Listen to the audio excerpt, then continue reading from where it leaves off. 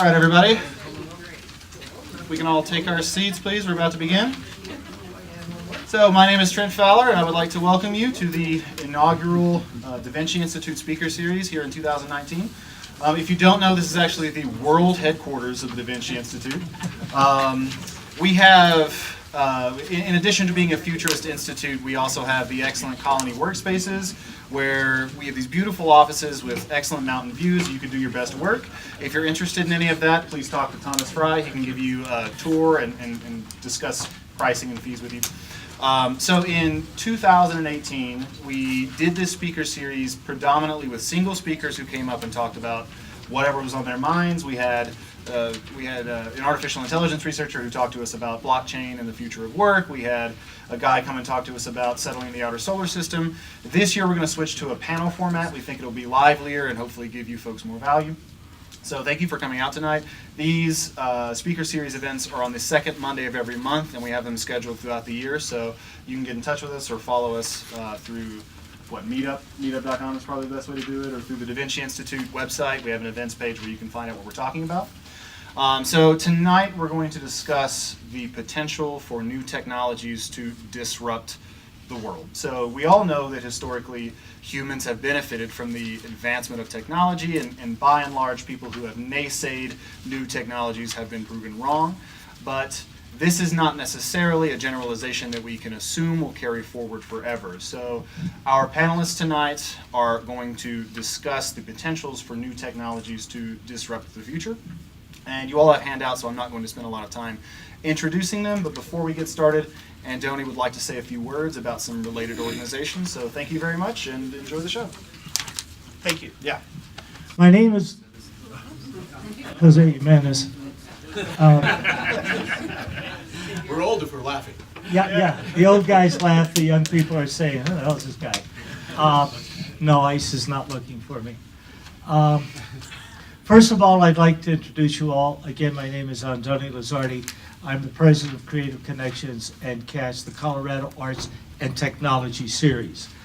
We've joined together with Tom and family, gang, associates here at the Vinci Institute to establish a bigger footprint in the community, because we feel that a lot of the stuff that You just turn the microphone off. No, a lot of the stuff Yeah, that you we've did, been doing You has turned it been. off, yeah. It's all right. I understand rejection. I've been married. We're doing our best to increase the footprint in the community for all of these groups because they do vital programs.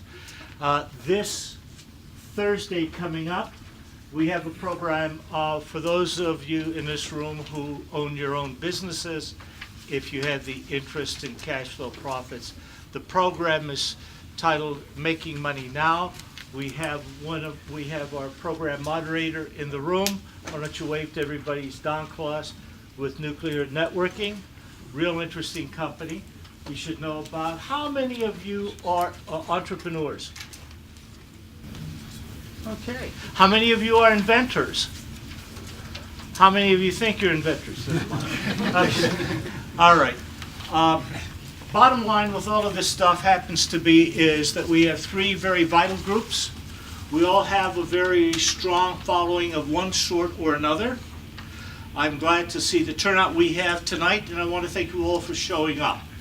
For those of you who have time and have the interest, I think, do we have a page here that shows the programs coming up or not? Yes, we do. Okay, the cool. last page or next to last page. That's the last page. So you will see the one for CATS is the one with the round thing at the bottom, the round logo, Making Money Now. You're going to see what a combination of training as well as peer-to-peer group support groups look like, how they function, and why Vistage, which now charges a lot of money, I don't know, $1,200, $1,600 a month, and people say that's expensive. I go, that's the best deal in town. And they said, well, what about yours? I said, ours is a lot less expensive, and in our opinion, even better, but that's our opinion. But that's that's coming up later this week. Let's talk about tonight very, very rapidly.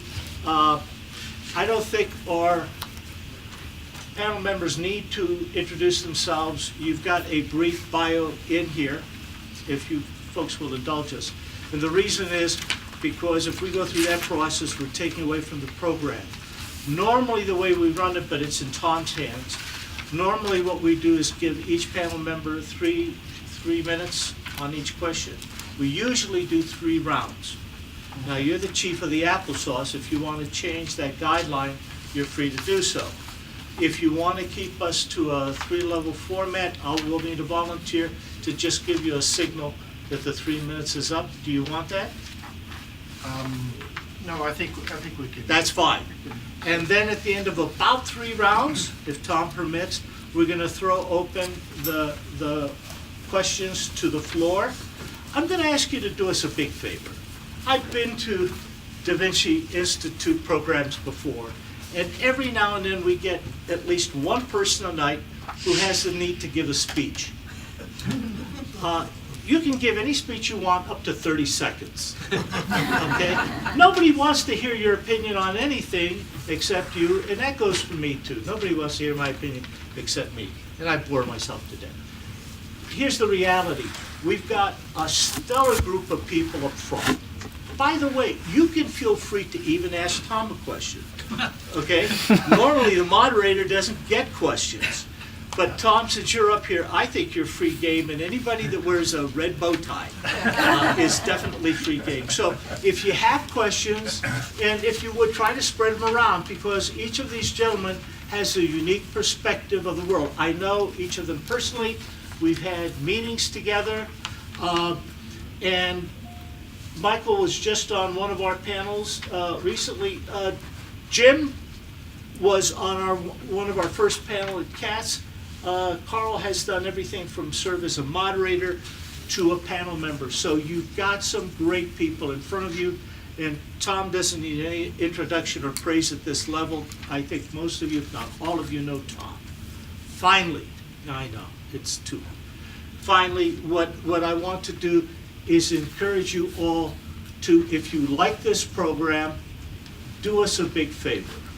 Give us some feedback. If you don't like the program, that's why Trent is here. No, you can feel free to talk to Trent and myself. Carol Wolf in the back of the room, you want to wave to everybody, Carol? Okay, so we have people who are more than happy to listen to your ideas. If we can do something with them, we will. All right, the rest of the show is yours, Tom. I guess we're running till about 8. Okay, We'll pull the plug at 8. all right. Are people allowed to stick around network a little bit after 8? Sure. Okay, so take advantage of it, because some of the best ideas in this room not only are on this panel, but in this room. So please enjoy. Thank you. All right. All right, well, thank you all for joining us tonight. This, I love to have a big crowd here. It's kind of our opening kickoff event here. Last November, I was asked to speak at an event at Purdue University called Dawn or Doom. And it was it was all about whether we had a perspective more on the utopian side of things or the dystopian side of things, and whether things were going to collapse or move forward. I tend to be more on the positive side, but I don't believe in the utopian ideas that are floating around out there. I do think that we're moving to an era of a better grade of problem sets. So as all of us are more and more dependent on technology, we're more dependent, our daily lives are focused on lots of devices that we have surrounding us. And as we become more and more dependent in the future, we create more and more breaking points. Things can go wrong. Things can come out of left field and take down entire networks. And so we're at risk. And the techno-apocalypse is all about some of the risks that come into play here. So let's start off with the first question here. And Carl, why don't you just talk about what your thoughts of exactly what the techno-apocalypse is and potentially could be, and has it already started? Okay, thanks. Sorry we're doing without a mic, it's not working.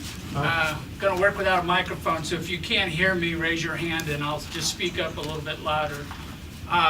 So the definition of a techno-apocalypse in my mind is that anytime a technology enters the marketplace, we make room for it. We adopt the technology, we make some changes, there's a little upside, there's a little downside going on at the same time, because occasionally you'll see a business that's put out of business, people get laid off, they go through retraining, they re-enter the workforce, and they go on. But what we're seeing right now, in as far as my lifetime and 40 years of doing business here in Colorado, is we're seeing a number of significant major technologies entering the marketplace all at the same time.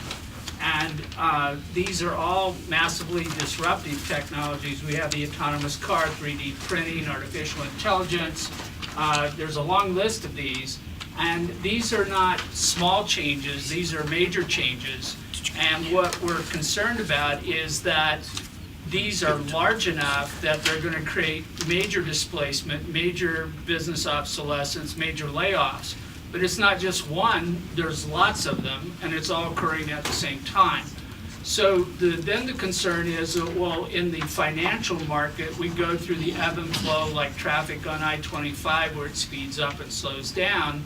And we're seeing the stock market now reaching a point where it's going about as fast as it can. It's going to go through a major correction and it's going to fall back. Now, will it fall back in a soft fashion or will it do a catastrophic cascade like it did in 2008, 2009? We don't know.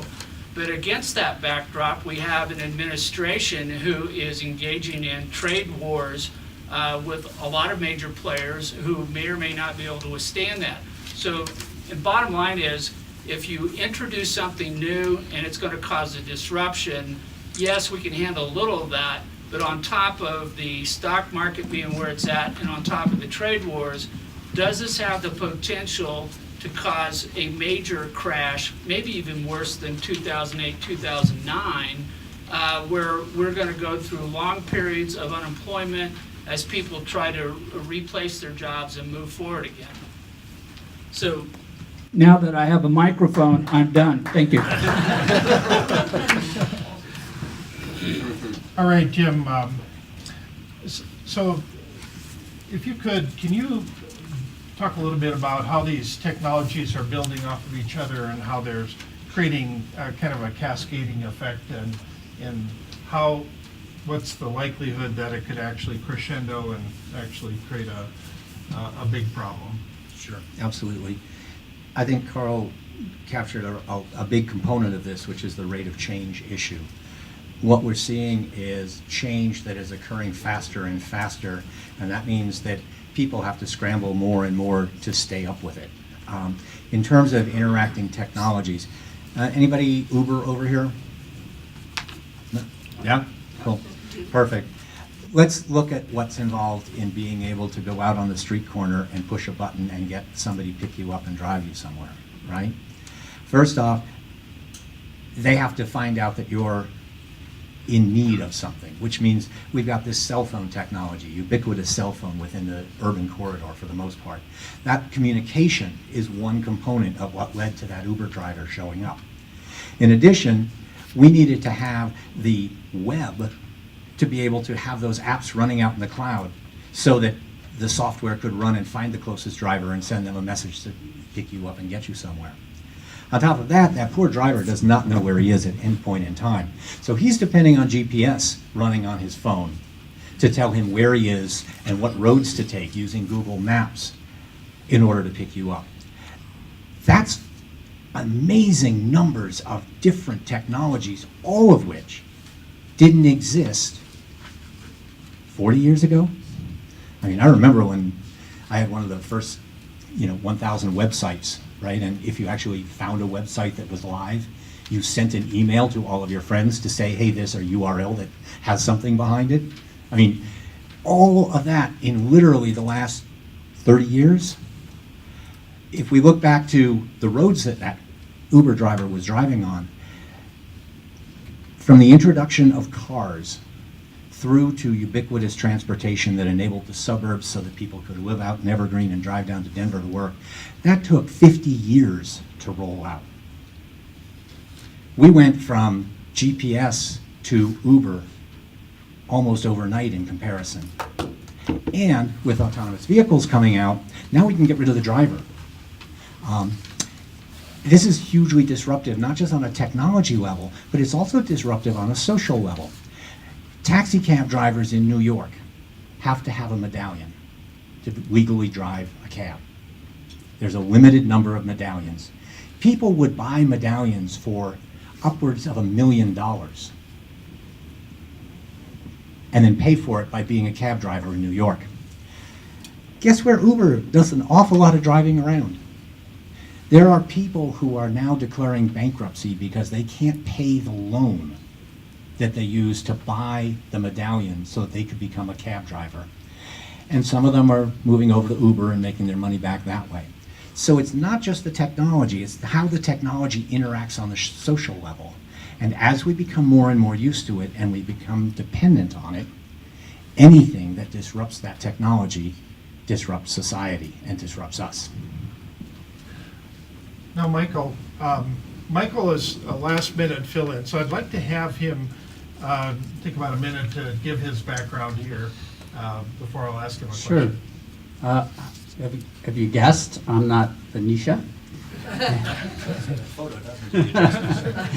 I am the head of consulting here, director of consulting here at the Vinci Institute.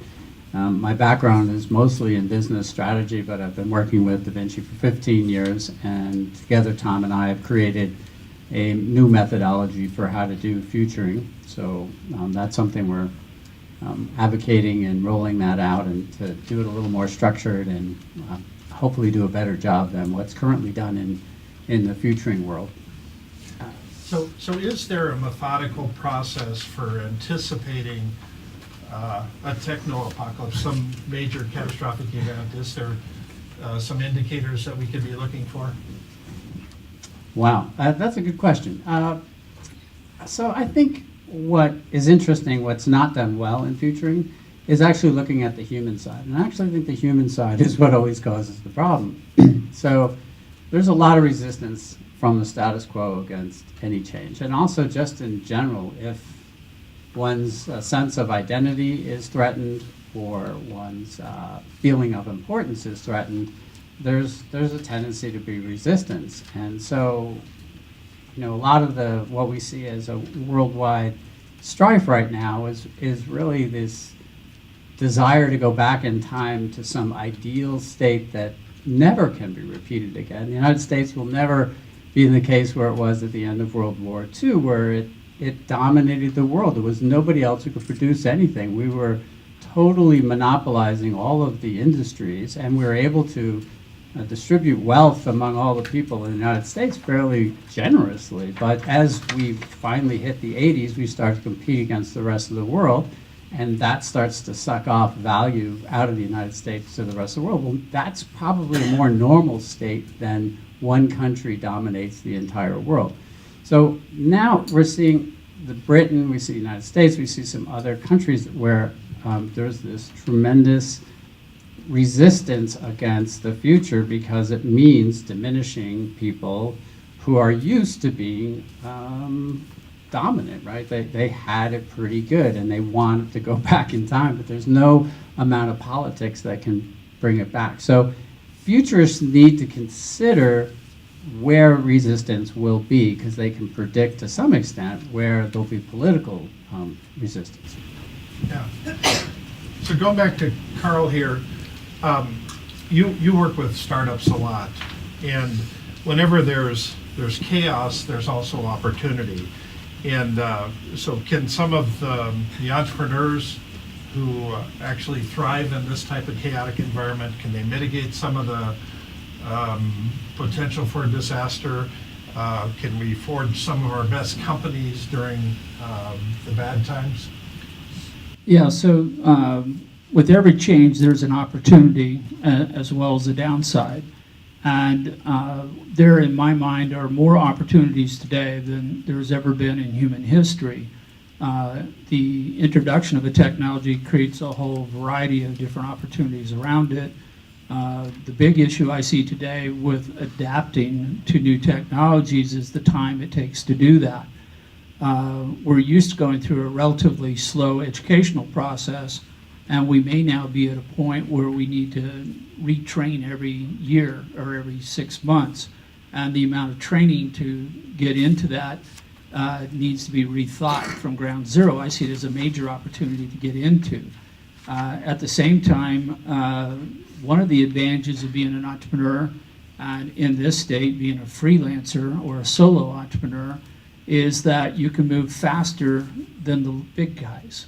So anytime that something new happens, your ability to step out, introduce, and sell that particular product or service is always going to be there. But you have to be on the lookout. You have to be constantly reading the radar to see what's coming onto the scenes. And as Michael was talking about, you need to understand the social impact, the human impact, because it's that reaction where the true opportunity is going to arise. There'll be certain places where the old boys step up and crush the new ones, and you don't want to be one of those people that get crushed. There's other places where everybody's tired of the old way. The status quo has worn its welcome out. And if you see that one, that's one where people are going to be more receptive to doing something new or different, willing to pay a premium price for being an early adopter. And that's where I see the biggest opportunities are going to lie. So Jim, there's a lot of people who think it's us versus them. It's us versus the robots. It's us versus the AI, and that it's coming to take all of our jobs. And can we just use like Isaac Asimov's law of robotics to just make some hard, fast laws to say this will never happen again? Oh, if only. I think that, just as a historical note, Asimov picked these laws of robotics to demonstrate conflict, to make good stories. So they may not be the best set of guidelines to follow. There's a very real fear, because we see it happening all the time. People are finding themselves displaced in work. They're finding themselves basically kicked out by machines. The original, we go back one industrial revolution, and all those people, or not all those people, many of those people sitting on assembly lines are no longer sitting on assembly lines because there's a machine that will do it essentially for zero cost. Now this is great because it means when you get a cell phone, it costs you nothing in comparison to what went into that. You're basically buying the raw materials because the labor cost went to zero. Now with artificial intelligence coming in, we're seeing that start to apply to cognitive jobs. Don't sign up for one of those 6-week courses on becoming a paralegal or a legal researcher, because that's already on its way out. I don't recommend getting a taxi medallion. Driving people for hire is probably not a good way to go. The notion of, can we instill in a machine some value system that is consistent with our own value systems, is really, really attractive. I mean, generally when you go to work, the guy or gal at the desk next to you is probably not a psychopathic serial killer, because we just don't throw a lot of those as humans. We don't throw a lot of them as humans. We do throw some. There's nothing that we can do to put into that machine to give it those values, because frankly, we aren't even sure what those values are, and we don't know how to represent them, and we don't know how to code the things that we can't represent. It's simple to say, rule number 1, follow orders unless that would cause harm.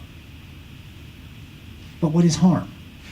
I mean, how do you code harm? Is it okay for the machine to say, this person is going to have a miserable life. They are going to have years and years of suffering. So the way I can minimize harm is to just get them out of the equation now. That's something that people sort of intuitively say, I don't think that's the right way to do it. But if you're encoding harm, how do you then encode that whole complex of issues? So Asimov wrote great stories.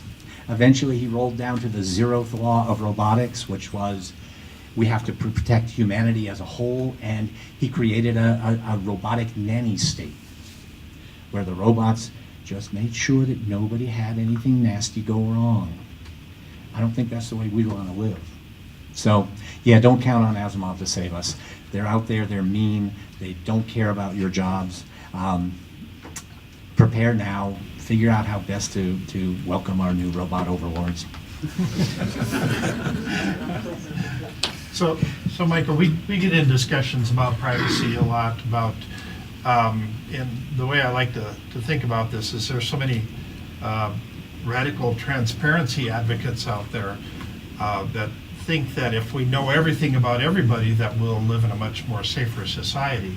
However, if I know everything about you, then I know what your credit cards are, your bank account numbers, your passwords, and so we lose our ability to own things. And this ownership ability is key to the way the world functions right now. Now, Michael gives a lot of talks on real estate, and real estate is one of the biggest assets that we own. Do we run the potential for rapidly declining values in real estate like in 2008 and 2009 with the techno-apocalypse?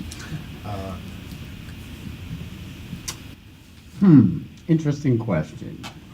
What's the value of an asset? Well, real estate is one of those things that tends to retain its value no matter what, because there's so many of us, and we need it.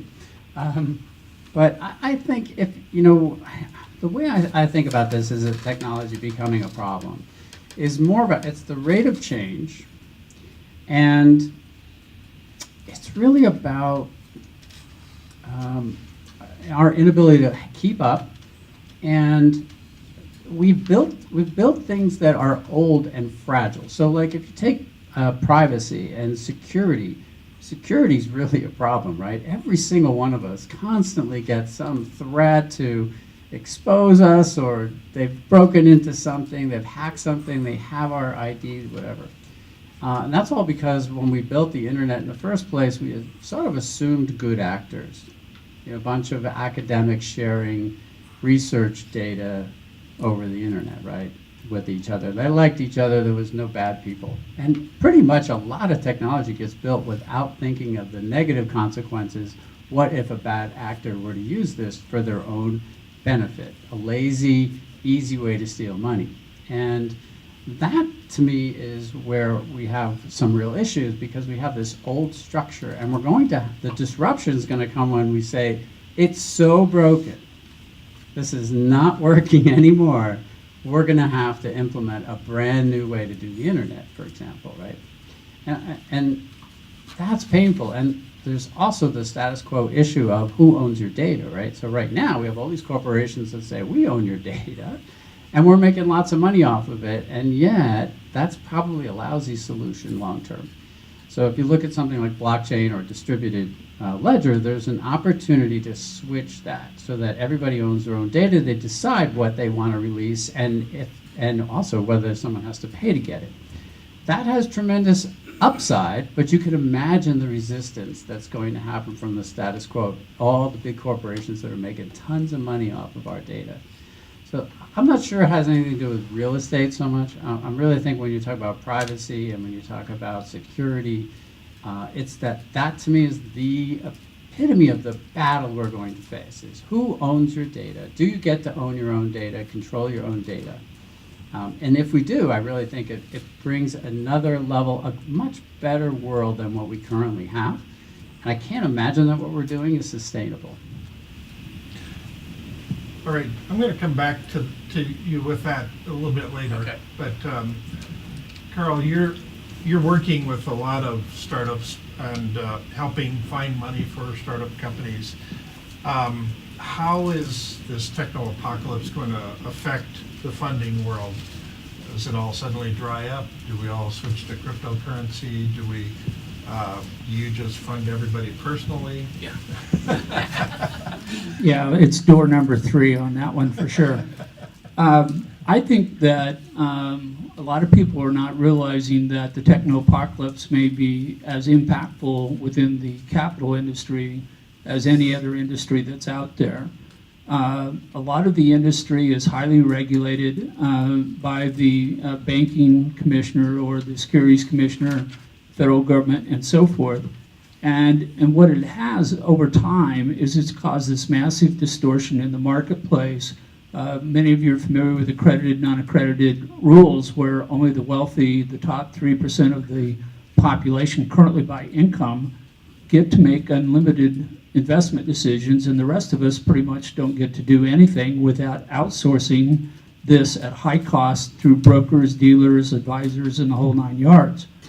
Well, and at the same time, when the Dodd-Frank bill was passed to protect banks that are not allowed to fail, what we saw was that banks were propped up on all kinds of fees while being told to take no risk. So what we're seeing enter the market right now are all kinds of alternative currencies, payment systems, peer-to-peer activities that say that all these middle people are not bringing value, they're not doing us any good, and we have the ability with the internet to move to a highly personalized, customized payment system of our own choice and construction. And it would not surprise me to see banks fail in large volume because all they are is a money management facilitator who's charging fees that are disproportionate to the value you're getting out of the bank. And if we can come up with systems that allow us to circumvent all the rules and regulations that have been built up over time, then why would these groups exist any longer? So we're seeing a lot of stockbrokers have left the market since the 80s, 90s, and so forth. I think that the cryptocurrencies will replace merchant cards and merchant card processing by and large because they can do it quicker, cheaper, faster. And that's the bottom line. So I do think that going forward, what we'll probably do is get up in the morning and we'll have built a profile of what we want to invest in personally, and instead of it going to our employer, to a mutual fund, to somebody we don't know who's giving profits off of a very nominal growth pattern, we'll go out and buy things directly in aggregate or individually, and in reverse, our AI will be doing the searching and filtering and sorting according to our personal preferences. And I think it'll be totally different. And I don't think we're more than a couple years away from seeing that hit really hard. All right, Jim, there's some technologies that are easier to access and use by the bad guys. And I always think of the true danger is the deviant individuals that would just as soon cause chaos and steal from everybody, not contribute to society. What are your thoughts on that? So the supervillains are out there, and we're just biding our time at the moment. I mean, they're just biding their time at the moment. I think that there are a lot of small technologies out there that are going to kind of combine, and they're going to have a radical impact on our daily lives. And security is certainly an issue. Finance, banking, blockchain, that sort of stuff are small technologies that in isolation look cool and offer some value, but when you start putting them together and also putting them into the hands of people who maybe don't have your best interests at heart, they can become really, really powerful weapons. I think one of the ones that's perhaps scariest in terms of a new technology that's kind of creeping up is an intersection of quantum computing. And for those of you who don't know what quantum computing is, you're right. It's I think Feynman said, anybody who claims to understand quantum mechanics is lying. But it's a tool that, if it works and it gets deployed correctly, immediately threatens a lot of the underpinnings of what keeps us safe to the degree that we're safe. All of these security algorithms, all of this cryptology, all of the cryptocurrency to a degree. All of these can be threatened by somebody building a big quantum computer somewhere and putting it to bad purposes. The other thing that's small now, although it's growing and is a big risk, is the Internet of Things. It's great to have, the smart speaker that can turn on your toaster for you. But if someone else can get in there and turn on the toaster while you're at work and just crank that puppy wide open, you may not be coming back to a house as much as sort of a smoking shell. And this is an area where, as Michael pointed out, often you build it first and then you think about what could go wrong, so let's put security in later. And these things don't work that well. You have to put the security in at the bottom, and frankly, it's not in there. So I think on a big level, going after big stuff, we've got those, you can basically start building a quantum computer in your basement if you want to and join the supervillain club. Or you could build the supercomputer or the quantum computer in your basement and put it to uses for good and make things go really better. But that and the ubiquitous insertion of computing resources into our homes, into our cars, into our bodies, it's a huge risk. So Michael, going back to this real estate question, I spent a lot of time going over to South Korea, and South Korea has the lowest birth rate of any country in the world, slightly lower than Japan, but you need 2.1 kids per female to maintain an even population, and South Korea is now below 1. And so they're losing population, and neither Japan nor South Korea believes in immigration. And so they're losing population right now. And so as the demographic changes in different regions, and keep in mind that we're still growing in population in the world because half of all the babies born in the world today are born in Africa right now. And that will not stay that way for too much longer. But so with these changing demographics, how does that affect the supply and demand equation and real estate in the future and a lot of other things? The whole ownership idea. That's right. I mean, obviously, eventually we'll peak out, it seems like. If you just look at the population, generally, there's a trend towards peaking out at, 20 billion or something like that. So the question really is around, can we sustain that, and how do we do that, and how do we feed all those people? I think it's a bigger issue, but the other thing that's going on is, because there are a few interesting things that are going on in real estate as far as that are good, I think, is look at potentially of 3D printing of buildings. There's, it's funny, but construction itself is only 2% digitalized, which is bizarre. That's the lowest of any industry there is. And there's lots of reasons for that.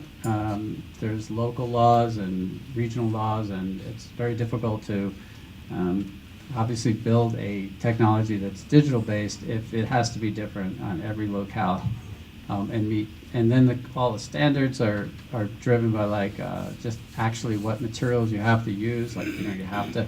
It's not about how strong the structure is. It's the structure has to look like this and be built with these materials, which is a terrible way to write a law. So there's all kinds of issues just trying to get digitalization and new material science to roll out in a systematic, useful way. Africa has the potential to be able to use some of these technologies more than we do because they don't have the laws and they have desperate need for simple housing for everyone. So I think there's the opportunity in Africa and other places, India, to take advantage of some of these early technologies. That $5,000 you can build a home, which is a lot cheaper than what we do today. But I think the bigger issue is really when it comes to population, and the total population is all around food supply. And the good news is, I think, I don't know if anyone saw the news, but for example, I'll not be a negative person at the moment, but photosynthesis was just doubled through some genetic manipulation. Now that's a huge thing, to be able to get twice. So we go from 25% efficiency of photosynthesis to produce sugars, to be able to get that at 50%. That means that you can grow things a lot faster. We already can get some electricity out of plants. Now you can really get electricity out of plants. Those are the kinds of innovations that have to be rolled out, and that's going to take time because it's genetically engineering plants. But so I think that's a bigger issue than real estate. And it's, you go to Korea a lot, so they have a completely unique problem: not enough people. And I think they'll change their point of view about immigration at some point. All right, let's let's open it up to the audience here. I know a lot of questions are forming in people's heads. Just raise your hand if you have a question here. Let's start in the front. Yeah, for Jim, we discussed this ad infinitum and other things, but just share with us, what do you think the moral responsibility is for creating an AI, and are we really going to just create an entity that basically is just the same as a human being as far as their ability to think, reason, and all that, and just create them into slavery for the rest Sure. of their existence? So for those of you who didn't hear it, the question was, what's the moral position if we're going to actually build out AIs, build out robots that are sentient, that are effectively indistinguishable from humans, except that they're a machine, and we decide to make them into our slaves? Well, they're just machines.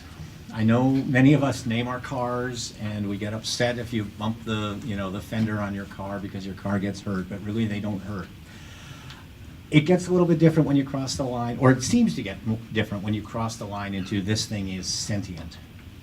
Somehow that means it's alive, it's got feelings or senses, it's got desires and goals, and we are forcing it into a life of slave labor in a mine somewhere, pulling coal out to run our power plants. Is that a good summary? Or just to be your nanny for the Or to rest be of the nanny, yeah. So obviously this is a very common theme in a lot of science fiction. There was it Humans? A couple of years ago.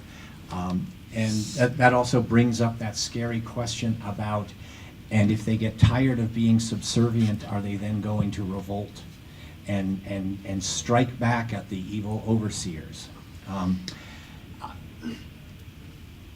We were at a talk at the Museum of Nature and Science, and we had a young gentleman come up. He was writing for his 6th grade school paper, and he said, so if you build one of these robots, and it's intelligent, and it's sentient, and it's alive, and it's self-aware, is it murder if you turn it off? And that's sort of that same core problem. If it's a machine, you can just turn it off. You can put it into a shredder. If it's a living, intelligent, sentient system, we have this thing in the back of our head, and we've got mirror neurons, we've got all sorts of biochemical stuff in here that says, no, that's different. There's a different class of entity there, and you are now depriving it of freedom. You're depriving it of existence. You're hurting it. So let's go to the question of, what if it's half organic, it's made out of... Cyborg. Yeah, half animal, half robot. Sure. I've read that book. So the cyborg model, I don't want to have anybody announce any particular medical conditions they have, but I would be willing to wager that in a group of this size, at least one person in here is a cyborg. It may be a pacemaker, it may be an insulin pump, it may be some other implanted component that is keeping them alive.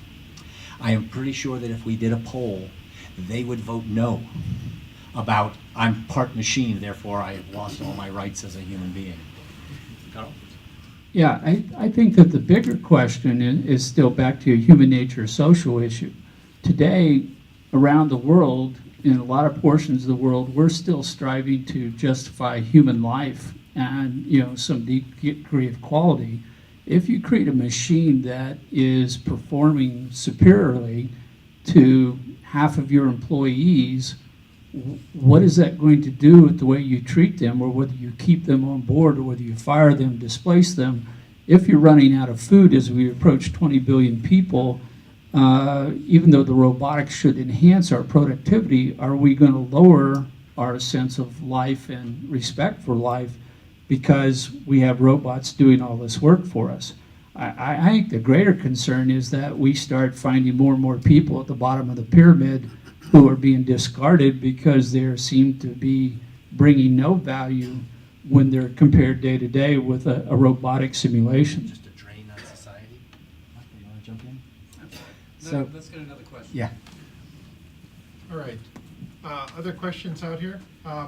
Let's go with the gentleman in the hat over here. So how will we try to legislate AI, and will it be effective? I'll take that one. You're a lawyer. So the bottom line is we won't. That's the short answer. I could have done that one. I know. So here's the long answer. The general purpose of the government is to preserve status quo, whether they like to claim it or not. So innovation is the last thing that happens in government. So if you turn to the government to regulate AI, it's going to be 3 to 5 to 6 to 7 years out of date. And the faster the technology moves, the greater the gap between the legislation and its impact and what's going on.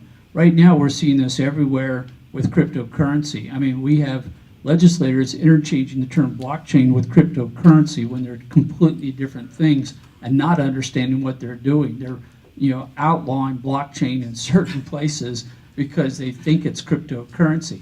And this lack of knowledge in our government is going to become a greater problem rather than a lesser problem as the technology moves faster.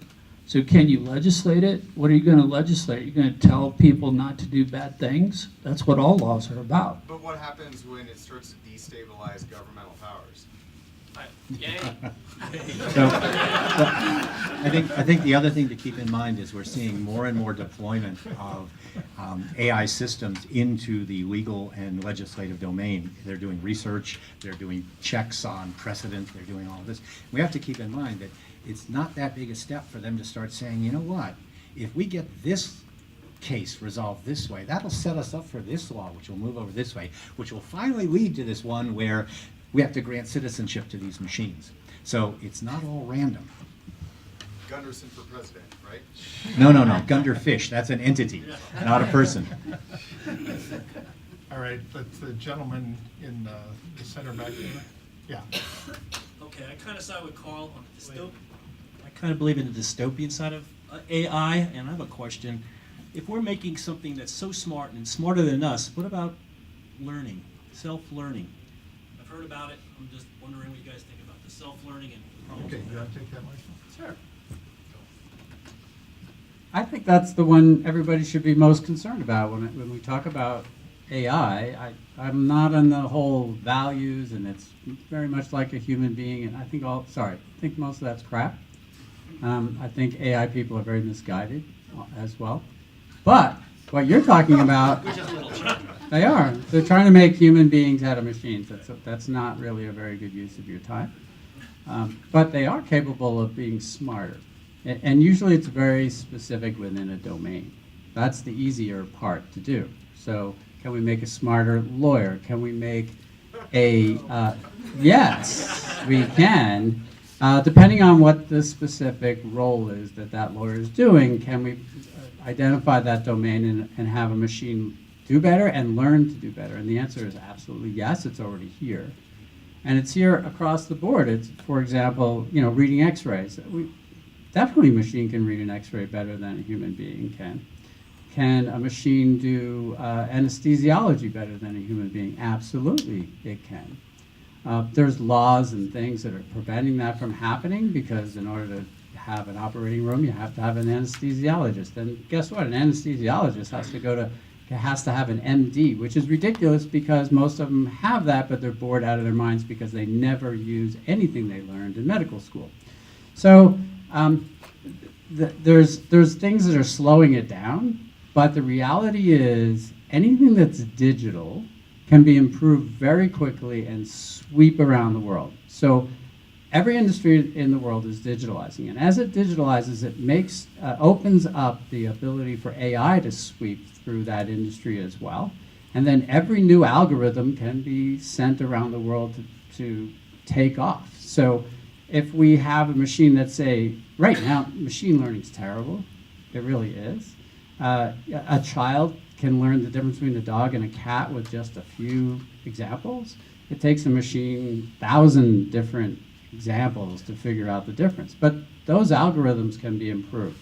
And as they improve, they will eat away at different little niches in which human beings are doing different things. Now, I also think the big jump on top of that is semantic intelligence. When machines see the world the same way we do, that they can identify different objects, they understand that object has behaviors, it has attributes, and they can essentially think the same way we do as far as meaning making, they will learn really, really fast, and they can just do it from simulations. So you could take a car, for example, and put it in a simulation, and it could learn not to run over pedestrians or cars much faster than we could possibly do. So I actually agree with you. I think that's the thing that every human being should be concerned about. Let me just throw in a quick one on that as well. So the learning side of things is very different with a machine than it is with a person. They tend to learn very, very badly compared to people. But once they've learned it, that learning, that entity that has been learned can now be replicated everywhere. It's as though you could take one child in a classroom and teach them to read, and somehow magically everyone else in the classroom would be able to read. That's a very powerful thing. Also, one of the negatives is I was on a committee putting together a talk at Stanford on learning systems, and one of the things that was proposed was someone focusing on safe learning systems. And the nice thing about that, the scary thing about that was it was very quickly demonstrated that if it learns, you can't guarantee safety, period. There's no way that you can draw a box and say, don't learn outside this box. So that's kind of on the risk side.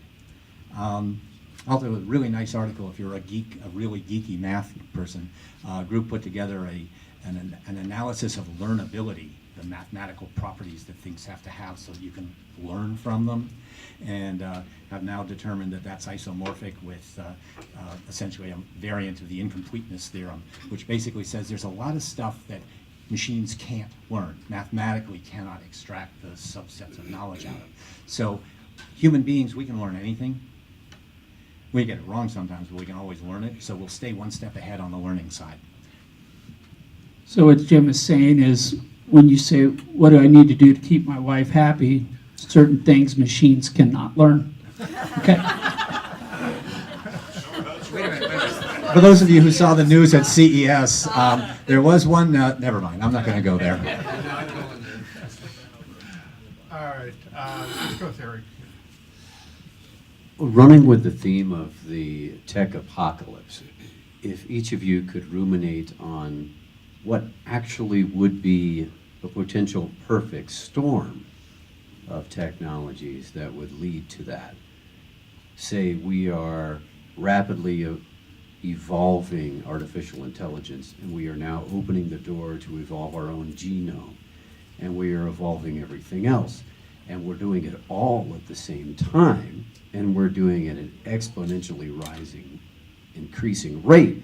What would you see as the perfect storm for the tech apocalypse? This goes back to the original question Tom posed to me. I think we're already there. That everybody assumes that this is going to come in like a sudden storm and occur overnight. But actually, we've been building up to this for a decade or two. And the perfect storm to me is somebody gets laid off and it takes 3 years to get retrained in order to get a job of an equal pay scale or more. Well, at such a point in time that we have more people laid off who are in the 3-year transition, then we have a cascade effect because they're not contributing to the economy, they're dragging on the economy, and there's a tipping point where we saw a little bit of this in 2007, 2009, where too many unemployed people and everything starts going backwards. And to a significant degree, we still haven't recovered from that event, but it could be worse because now we have more unemployment. So instead of cheating and putting everybody into higher education so they're not on the unemployment rolls, we have to figure out how to train them quicker, better, faster, and we don't have the technology to do that. And worse yet, the AI is learning faster than we are. So as we're trying to learn something, the AI beat us to the punch. So even more unemployment. So I'm concerned right now that within the next year to 2 to 3 years, we start seeing this gaps where, that are already following net earnings or net income per person will continue to fall. And we're going to see more and more people taking smaller, lesser paying jobs in order to keep the lights on. And we're already doing that. So I'll weigh in on this too. There are certain key companies around the world that we're very dependent on, and if a group of hackers just focused on taking down one company, and whether that's a Google or an Amazon or an Alibaba, there's a few of these that are that we've grown to be hugely dependent on. It could be just our banking system as a whole. That's entirely possible. Taking down one key element like that, that's a key inflection point, can cause a cascading effect of a number of other things happening. And so that's one scenario. And apparently shutting down the government's not it, so.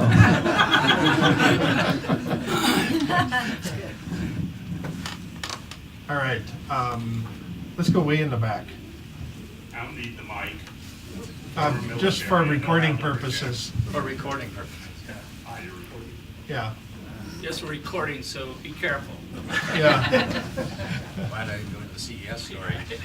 One of the things that I noticed nobody mentioned was the biology, because it's to the point now with CRISPR doing genetics and the ability to basically at your kitchen sink make a protein or a virus or whatever without a whole lot of training or a whole lot of equipment. That I find to be absolutely terrifying, because we're always behind the curve on biology, because it moves so fast in its own realm. We never catch up with it. One of the things to look at right now is the problem with the antibiotics. And that's, people are starting to die because antibiotics don't work on them anymore. And that's through our own stupidity in some regard, and through just bad management in the medical community. All right, do you have a question? Well, do you see this as a major problem then? So I happen to know that Carl works on CRISPR in his kitchen sink all the time. It's on beer though, so don't worry about it. So I think that CRISPR is an interesting case in point. It is almost at the level of, you can order one from Amazon and set it up in your bathroom and start editing genomes. Just recently, you probably saw the news in China where they were doing the edits on some human children. China's approach apparently involves beheading or otherwise terminating the scientists that are involved. But yeah, I mean, we always fight a losing battle with biology, because it has to, a new virus has to appear, and then we have to build a defense, and in the meantime, it's out there. And if you customize a virus for, the ideal circumstances of long contagion before symptoms show and so forth, all that kind of, and there's a cookbook out there. You can pick up any Tom Clancy novel or a Dan Brown, and it'll give you the exact specs to build into a virus to maximize the impact. It's a huge problem. One of the big things, of course, is once it's out in the wild, there is no way to get it back into containment. It just won't happen. I think we spent 80 years trying to eradicate smallpox, and it's still out there. So yeah, CRISPR is an interesting one because of that combination of technology and the biology side of things. I just drink a lot of bottled water. So there's a good and a bad side, right, obviously, with the biology, right? A lot of people don't realize that we can print life right now, so, right? So you can just so we can print out 1 million or so pairs of amino acids and The machine actually exists. So few people know that there was actually a SARS outbreak about a year ago that was completely solved without anyone knowing about it. So in 2 weeks, they were able to identify the virus, make the antidote, and do it. They did it all digitally, and then printed it in China, grew it. So the way they do it is they figured out what the I'm just drawing a blank here, Alzheimer's moment. Well, I can't believe. Anyway, the thing. They think. Anyway, the antidote or whatever. It's not the right word. What's the right word in biology? Vaccine. So they're able to do the vaccine, figured out the vaccine digitally, first of all. And then they printed it out, they tested it, and they printed out also the virus digitally, tested it here in the US. They have an equivalent machine in China, printed out, and then the machine itself also extracts out the nucleus of a cell, puts in the new DNA in that cell, and then grows it, all in the machine, and then they were able to distribute it and inoculate chickens and people who had it and totally solve the problem without it being a crisis. So that's the positive side. The bad news is if someone gets a hold of the machine and decides to do something evil with the machine and produce it, that they have that capability. All right, let's go with Steve way in the back there.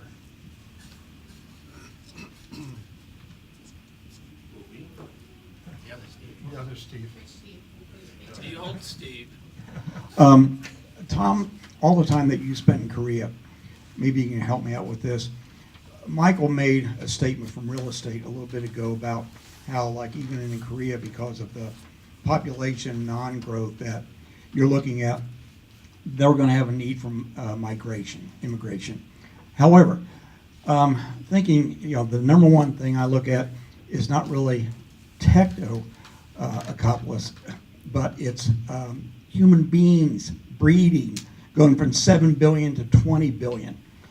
In utilizing technology, is there anywhere that you've been around the world, perhaps like South Korea, that could create a technological utopia where they say, we're fine, we're not letting anybody in, our population is not going to grow because technology is going to give us everything we need in the future for the crops, for all the technology, the transportation, that type of thing. So we can stabilize and live in a nice, controlled environment that we have a handle on through our technology.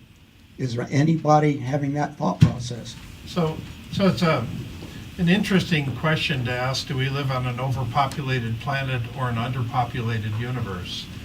Jeff Bezos is saying that we'll have over 1 billion people living in our solar system sometime in the future, or over 1 trillion people, I should say. So if you're trying to colonize Mars, as an example, you want to have a lot more kids. You don't want to just have the 8 people that started just hang out there for the rest of their lives and then die. So it's when you have a country like South Korea, the replacement rate is lower, so they actually have a declining population right now. And this no immigration policy that they've had is got cracks in it now, so they're allowing some of the Chinese people, the investors, to come and live in Korea. And in Korea itself, it's got this dynamic going where everybody wants to live in the city of Seoul, so all the rural areas are emptying out. It's similar to the United States here, where a lot of rural communities are dying. And so all of that dynamic is going on, but the people are the ones that have the personal needs. They're the ones that create the economy. If you don't have people, you don't have any economy at all. You don't have robots selling to other robots. I mean, generally that doesn't work too well. You can't create video games just so the robots can play against each other. So, there's not a lot of money to be made off of that. So in general, if we don't have any people, then the economy starts falling apart. Yeah, I thought you were referring to Kansas there when you started framing the question. But similar to all these things is we've become kind of a global economy. We buy products and services from all over the world. And we've got a long ways to go technologically to balance that, where you could put it in a small town community or center and have everything you need from the raw materials, resources, the food, and everything else to be there. They talk about establishing a colony on Mars as, this is the challenge. You're going to be importing stuff for a long, long time before it becomes stable. How far away that is, I don't know. I think that one's actually a few decades down the road. Yeah, I think it's a great question because I think we're only about 2 or 3 decades away from that, where everything is decentralized, power is decentralized. So for example, I think actually if you want to talk about some of the technology that's coming, within 20 years, electricity will be free. And so, wow.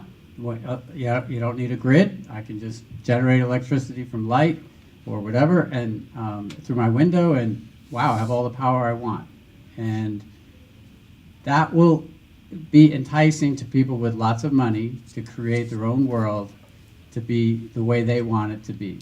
And I think that's a realistic possibility.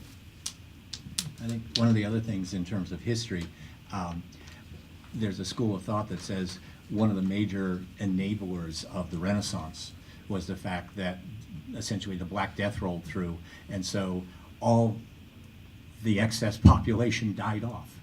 And as a result, the people that were left had tons of resources so that they could in fact focus on artwork and science and religion. So the idea of the utopia, especially one serviced by robots growing the crops and doing all that kind of stuff, is not only a beautiful, kind of image that's done in science fiction a lot, but you can kind of look at the reality where it's occurred in history.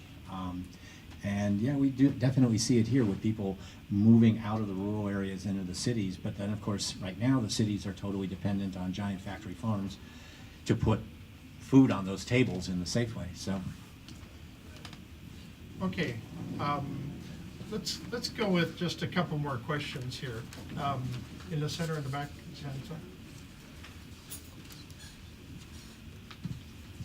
Thanks for the talk. So this idea that technology is going to continue unabated, for me, it kind of runs into the thing, and as we know, there's currently a helium shortage going on. Samsung's, fighting with ON to get the helium to produce these semiconductors. And do you think there's going to be a point when the finite resource of helium runs out and we can't physically continue to create computer chips and create this advanced technology? Fusion. There's a lot of other ways to do computing. So if you go all the way down to the level of an electron, right, then there's the opportunity of very, very thin materials reacting to small voltages, to light, etc., that all of a sudden you're now computing at 10,000th the size of what we're doing today. Plus, biology has the potential, cells have the potential to also do computing as well. So I think what's cool about when we have resources that are running out is that we also have enough technology today to begin to look at what's next, and what next comes fast enough that we don't end up with a total grind to a stop because there's no X, Y, or Z. But I think the core component of resource contention as things are fighting over scarce resources has always been a driver for technological improvement. So, maybe we'll just come up with synthetic helium. Okay, let's go to Patu. I wanted to know what the impact of technology would be on peace worldwide. Okay, the technology of peace.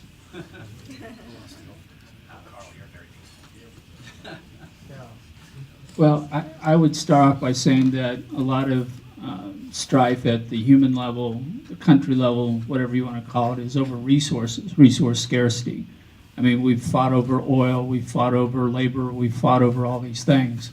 Technology has the potential to provide us with the capability of displacing this thing with things that can do things that we need. That doesn't mean we still won't have scarcity in certain places, whether it's helium or rare earth minerals or something else, where we find out that we're too dependent on something, but that'll be a short-term type of an issue. So my general expectation is that as the technology improves, we'll see less strife because it is an inefficiency in our social systems. And the people who will be engaging in that, are we doing it for egotistical purposes, not for resource purposes? I think there's a lot of promise and there's a lot of room for concern as well. In many ways, we're not in a scarce resource model as much as we're in an inequitable distribution of resources. And if we can put together systems that can more effectively analyze the needs and the surpluses and make adjustments to be able to stabilize some of that distribution, that absolutely decreases strife. If people have what they need, and what is Braudel's number is you have to be able to earn a loaf of bread for you and your family within a day, otherwise there's revolution, and pretty historically that's worked out. But at the same time, we also know that a lot of that technology is going to be owned by people who are not necessarily humanitarian. And now those tools can be used to potentially increase problems. So I don't think that the technology itself is really the driver or the solution. Unfortunately, I think it's the people that are using the technology that are going to have to use it effectively in order to decrease strife. Yeah, this is the one area that I'm not so optimistic about, is human nature. I think the technology has the opportunity to really make plenty for everyone at some point. But the other problem about technology inherently tends to be aggregate wealth in a very small number of people. So anything that scales has the opportunity to just have a very small number of people extract all the value. And so the digital technology really scales. And that's why globalization plus the technology that we have today is causing this inequality. So can we learn to share and redistribute our wealth in a way that somehow doesn't have all these moral implications that you're not good enough if you weren't able to earn an income in this future world? This is one of our big challenges, I think. The politics, our problems are more about politics than they are about technology. And I think it's going to take a little bit more like Carl's world, where if we get to the point where 25 or 30% of the population is not working because of technological advances, then there might be enough critical mass to rethink how we distribute wealth. But until we get to there, I think we're stuck in our own paradigms about what we fight over. And peace doesn't come as long as we're still fighting old battles, old models, who's valuable, who's not, how my identity, why am I important, why you're not important. I'm just going to add, when people moved to the United States, they all got so many acres and they could grow all the food they needed on their little parcel of land. We've moved away from that, where we now have to go to Wall Street to sell our stocks. We have to go to Excel to get our energy. We have to go to King Soopers to get our food. Until we move to a more decentralized, self-dependent capability, we will always be subject to the human nature issue of somebody else dictating what you get or not get, or what price you're going to pay. All right, let's kind of wrap this up here. If each of you has some final thoughts, just give me a couple minutes just to, is this techno-apocalypse going to affect us in the next 5 years? Is this going to be bearing down on us? Is it going to make the headlines in newspapers? It's the light at the end of a tunnel, another train. Yes. Yeah. Is there one train coming from each end of the tunnel? I'm going to say that I view the techno-apocalypse as something that's already in motion. I think it's already happening. I think it's just going to gather momentum. And those people who are not entrepreneurs, who are dependent upon others for their job or anything else around them, are going to suffer disproportionately to those who are already standing on the balls of their feet, who are agile and forward-thinking about opportunities and taking advantage of them. I think we're going to see massive layoffs. I think we're going to see it in the next 3 to 5 years, and I don't see it stopping for the foreseeable future after that. Gosh, he's cheerful. I think that we're in a position right now where things are very, very delicately balanced. We have a lot of infrastructure that does not have a lot of resilience. We have a lot of technologies that are all interdependent to the point where if there's a problem with any one of them, entire chains of systems will collapse. And that's not only on the technology side in terms of pure technology, but also the technology that we depend on for business, for finance, for growing our foods, for coming up with our medicines so that we don't die of a CRISPR-derived infection made in Carl's basement since he got the machine. So I think that that's a very risky point. And honestly, the question of whether there's a technological change that destabilizes that, or even a simple, natural disaster that could kick in and destabilize the systems is there. So I really going to recommend, we need to depend on AI to get us out of this mess. So get a robot now and treat it really, really well. Because come the apocalypse, you want one of those machines to say, oh no, Carl was good to me. Don't vote him off the planet.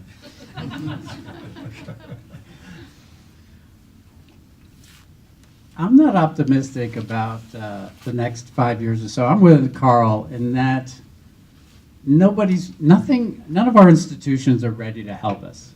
Businesses have no intention of training people other than their top people who are already helping them going into the future. Their best technical people, yeah, they'll keep training them. But the rest of the people, they're not going to train them.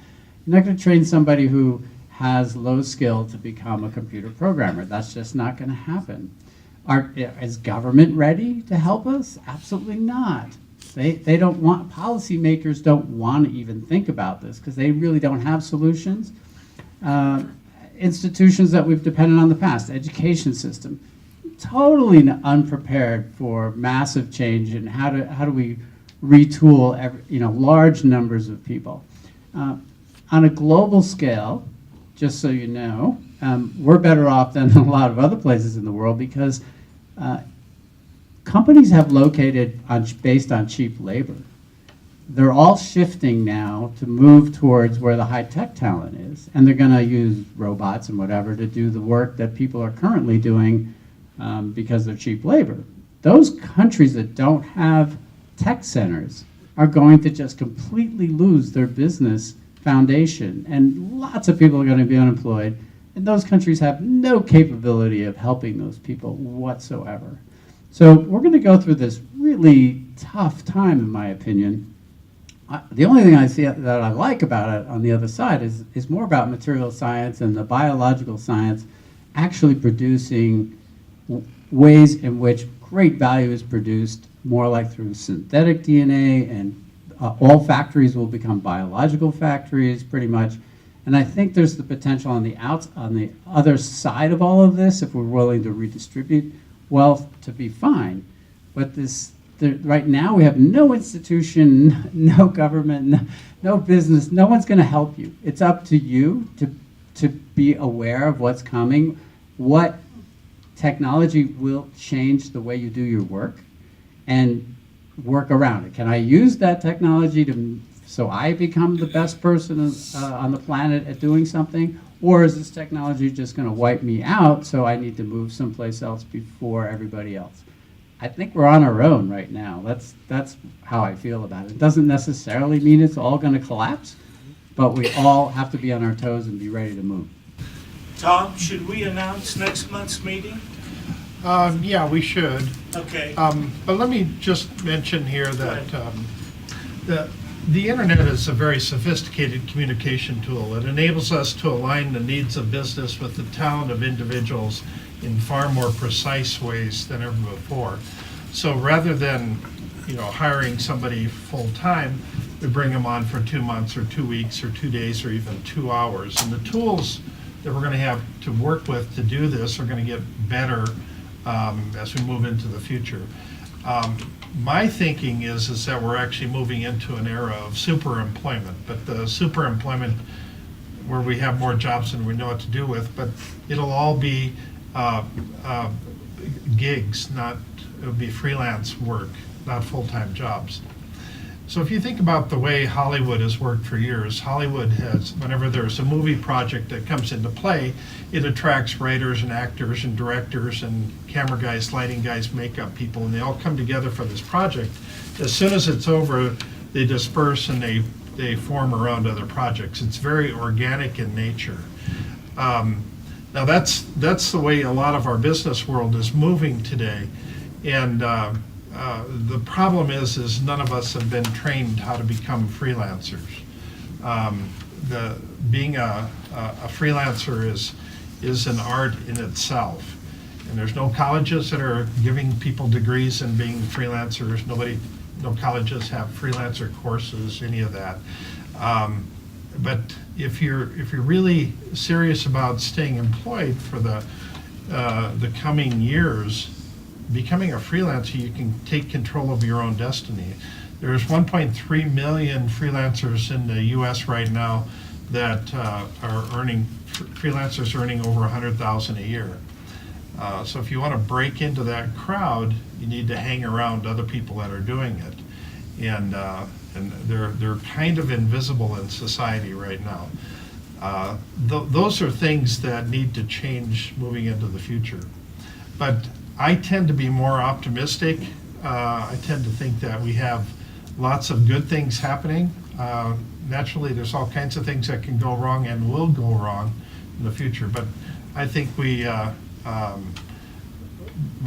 more opportunities now than we have ever had in any lifetime in the past.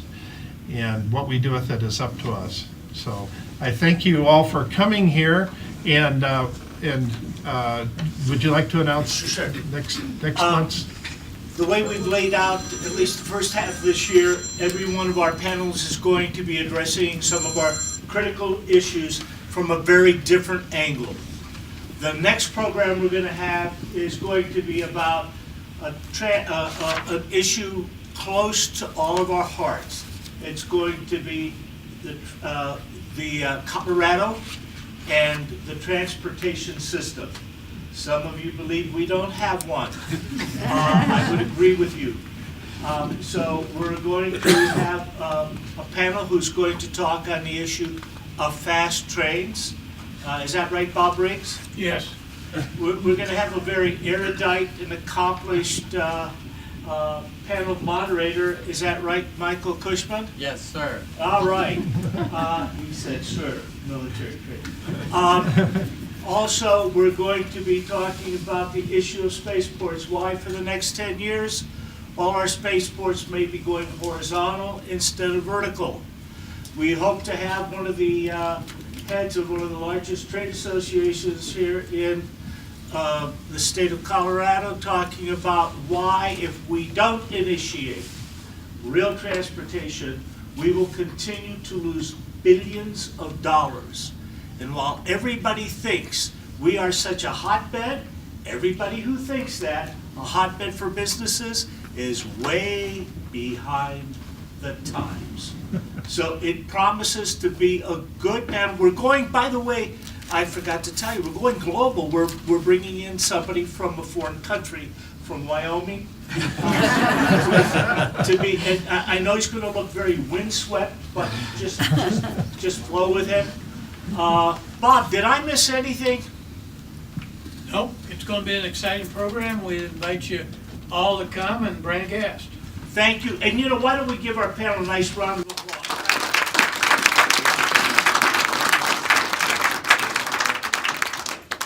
All right, we look forward to having you here next time and get to know the other people in the room. Thank you very much.